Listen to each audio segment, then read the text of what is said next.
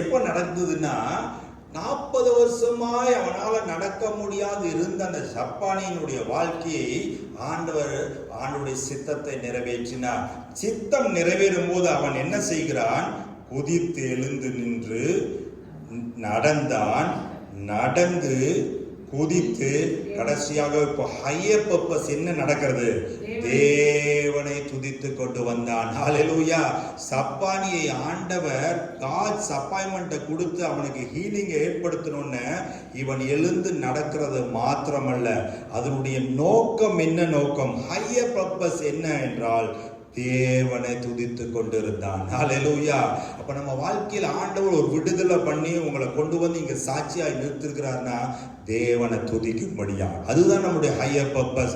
ஏதோ நம்ம திறமையில வெளியே வந்துட்டோம், இல்ல நம்ம திறமையில இன்னைக்கு உயிரோடு இருக்கிறோம், இல்ல திறமையில என்னுடைய திறமைனாலதான் இது நடந்ததுன்னு இல்ல. ஆண்டவருடைய ஹையர் பர்பஸ் நிறைவேறும்படி, அவருடைய நோக்கம் நம் மூலமாக நிறைவேறும்படியாகத்தான் ஆண்டவர் இதை செய்தார். ஹல்லேலூயா. அவளோடு கூட தேவாலயத்துக்குள் பிரவேசித்தான். ஆண்டவர் செய்த அற்புதத்தை வாங்கி கொண்டு அவன் வீட்டுக்கு போகல, அவளோடு சேர்ந்து தேவனை துதித்து கொண்டு வந்தான் தேவாலயத்துக்குள்ள.